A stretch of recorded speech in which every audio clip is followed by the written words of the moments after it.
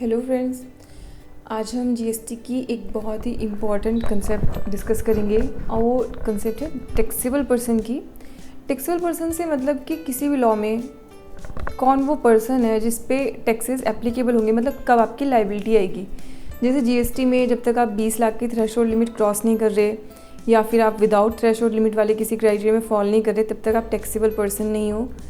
लेकिन हमारे कुछ अर्लियर लॉज में जैसे सर्विस टैक्स में होता था कि आपकी रजिस्ट्रेशन की लाइबिलिटी अलग थ्रेशोल्ड पे आती थी, लेकिन टैक्स पे करने की लाइबिलिटी अलग थ्रेशोल्ड लिमिट पे आती थी। जीएसटी में भी जब शुरुआत में मॉडल लॉ आया तो वैसे ही था, लेकिन बाद में जो आपका रिवाइज मॉडल लॉ आया है वहाँ पे प्रोविजंस चेंज कर दिए हैं। और जो टैक्सेबल पर्सन की डेफिनेशन है सेक्शन 10 कवर करता है जीएसटी मॉडल लॉ का, बहुत ही इम्पॉर्टेंट है क्योंकि इसी की वजह से एक पूरा कंसेप्चुअल शिफ्ट आ गया है हमारे एग्जिस्टिंग टैक्सेशन से और जीएसटी के अंदर।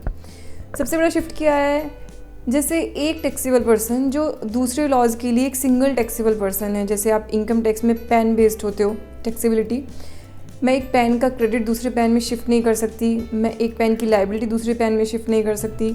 On the same way GST model law क्या बोलता है टैक्सेबल पर्सन के लिए, section 10 says taxable person means any person who has taken registration or who is required to take registration as per the provision of schedule 5। GST में 5 schedule हैं, जिसमें से कि शेड्यूल 5 आपको बताती है कि कब कब मेरी रजिस्ट्रेशन लेने की लाइबिलिटी आती है। तो मेरे टैक्सेबल पर्सन की डेफिनेशन बोलती है कि जिस चीज़ की लाइबिलिटी आ गई तो आपने ले लिया था तो भी, और अगर आपकी लाइबिलिटी थी बट आपने नहीं लिया तो भी आप टैक्सेबल पर्सन हैं जीएसटी के लिए।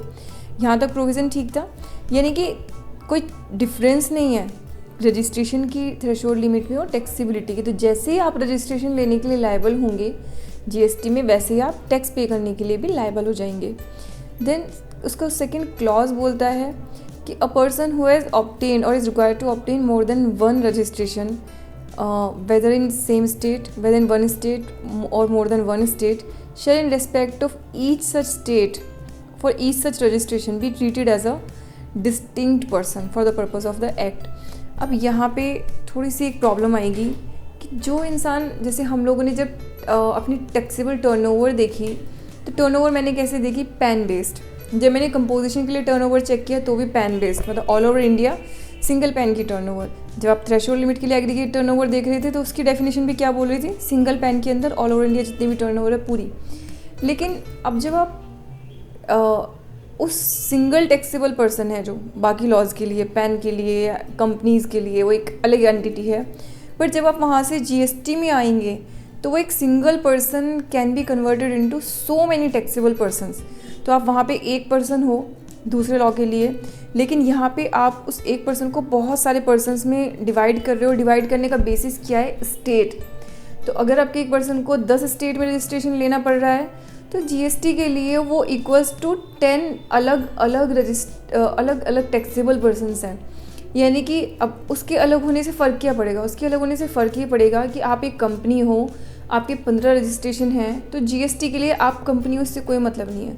आपके जितने भी 15 के 15 रजिस्ट्रेशन है वो उसको अलग अलग टैक्सेबल पर्सन ट्रीट करेगा। और वहाँ से एक और इशू क्या आएगा, जो आपकी ब्रांचेस आपस में खुद एक दूसरे के साथ ट्रांजैक्शन कर रही हैं वो सब भी सप्लाई मानी जाएंगी, और वो सब सप्लाई विदाउट कंसिडरेशन भी मानी जाएंगी। क्योंकि जो मेरी शेड्यूल 1 है वो कवर करती है कि जहाँ पे आप अपने किसी डिस्टिंक्ट पर्सन के साथ में कोई ट्रांजैक्शन कर रहे हो तो अगर आपने कंसिडरेशन नहीं भी चार्ज किया है तो भी आपकी सप्लाई मानी जाएगी। तो प्रॉब्लम यहाँ पे क्या आएगी कि अभी हमारे सेटअप इस तरीके के होते हैं कि हम बहुत सारी ब्रांचेस ओपन करते हैं और एक नॉर्मल प्रैक्टिस बन जाती है कि एक ब्रांच दूसरी ब्रांच के लिए या हेड ऑफिस दूसरी ब्रांचेस के लिए, या लेट्स से एक मार्केटिंग ऑफिस है, एक सेल्स ऑफिस है, किसी भी स्टेट में हमने सेटअप कर लिया। हमने पहले ये नहीं सोचना पड़ता था कि हम किस स्टेट में उसको सेटअप कर रहे हैं, और वो एक ऑफिस सारी ब्रांचेस को कैटर करता था किसी एक पर्टिकुलर चीज़ के लिए। और जनरली क्या होता है कि ब्रांचेस को हम कम से कम राइट देते हैं क्योंकि उनके लिए जितना भी कुछ चीज़ें प्रोक्योर करनी होती हैं वो आपकी सेंट्रलाइज्ड होती हैं। लेकिन जीएसटी में चूँकि अब सेंट्रलाइज्ड का कंसेप्ट नहीं है, आप एज एन आईएसडी ले सकते हो सिर्फ सर्विसेज के केस में, लेकिन जो सेंट्रलाइज्ड रजिस्ट्रेशन का कंसेप्ट है वो हमारा जीएसटी में नहीं रहेगा।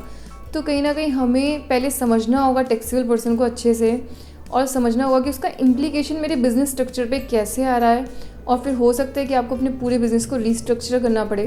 तो वो ब्रांच या वेयर हाउस जो मैंने अननेसेसरी दूसरे स्टेट में रखी है या किसी और रीज़न की वजह से स्टॉक ट्रांसफ़र करने के लिए, किसी बिजनेस रीज़न की बजाय किसी और रीज़न से दूसरे स्टेट में रखी थी, वो आपको कोशिश करना पड़ेगा कि जितनी स्टेट सेंट्रिक हो, यानी कि सिंगल स्टेट में, उतना अच्छा है।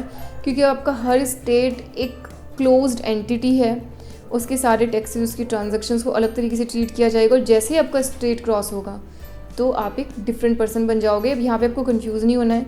स्टेट क्रॉस होने का मतलब सिर्फ सप्लाई की मैं बात कर रही हूँ, यानी कि आप लोकेशन ऑफ सप्लायर, अगर आप अपनी सप्लाई दूसरे स्टेट से कर रहे हो तो अब इसका मतलब ये नहीं कि स्टेट क्रॉस होना मतलब मैंने ट्रांजैक्शन यानी कि सप्लाई भी कर दी दूसरे स्टेट के अंदर, मतलब प्लेस ऑफ सप्लाई भी मेरे दूसरे स्टेट में हो गया तो भी मुझ पर टैक्सेबिलिटी आ जाएगी, रजिस्ट्रेशन लेने की लायबिलिटी आ जाएगी, ऐसा नहीं होगा। तो यहाँ पे 2 वर्ड्स में मुझे बहुत क्लियर डिस्टिंक्शन रखना है, लोकेशन ऑफ सप्लायर और प्लेस ऑफ सप्लाई में। लोकेशन ऑफ सप्लाई मेरी क्या होगी, जहाँ से मैं सप्लाई कर रही हूँ। तो आप अगर 10 स्टेट से सप्लाई कर रहे हैं तो आप उनको 10 के 10 स्टेट में आपको रजिस्ट्रेशन लेना होगा। लेकिन प्लेस ऑफ सप्लाई क्या है, जहाँ पे जाके मेरी सप्लाई ख़त्म हो रही है, यानी कि कंज्यूम हो रही है। तो आप एक स्टेट में बैठ के इंडिया के सारे स्टेट में सप्लाई कर सकते हो। लेकिन अगर आपके प्लेस ऑफ सप्लाई यानी कि आपने अपनी लोकेशन अलग अलग बनाई है, आपके अपने सप्लाई के पॉइंट्स अलग अलग बनाए हैं, तो आपको रजिस्ट्रेशन अलग लेने पड़ेंगे और आपकी आपस की सारी ट्रांजैक्शंस भी टैक्सेबल होंगी। और चूँकि आप रिलेटेड पर्सन भी होंगे तो उन सारी ट्रांजैक्शन का वैल्यूएशन रूल्स के अकॉर्डिंग होगा। तो यहाँ पे मुझे अपने सेटअप्स को थोड़ा सा चेक करना पड़ेगा। साथ में थर्ड पॉइंट उसका ये भी बोलता है कि जो आपकी इस्टेब्लिशमेंट्स हैं अदर स्टेट में, आप लेट सपोज रजिस्टर्ड हो यहाँ पे और आपका इस्टेब्लिशमेंट दूसरे स्टेट में है, तो वो भी डिस्टिंक्ट पर्सन है आपके लिए। तो इससे होगा ये कि अगर दूसरे स्टेट में कोई इस्टेब्लिशमेंट है आप ही का, या आपके 2 स्टेट में रजिस्ट्रेशन है और एक वहाँ पे एडिशनल प्लेस है, तो उनके साथ भी आप कोई ट्रांजैक्शन करोगे तो वो भी आपकी डिस्टिंक्ट पर्सन के साथ मानी जाएंगी। तो ये सबसे बड़ा कंसेप्चुअल शिफ्ट जीएसटी के अंदर है। तो ये था मेन टैक्सेबल पर्सन जीएसटी में कौन होगा। तो बस हमें ये याद रखना है कि हम अभी एक कंपनी को या एक पार्टनरशिप फर्म को एज ए कंपनी और एज ए पार्टनरशिप फर्म देखते हैं, बट जब आप जीएसटी में बैठ के उसको देख रहे होंगे तो आपको उसे हर स्टेट को अलग ट्रीटमेंट देना है।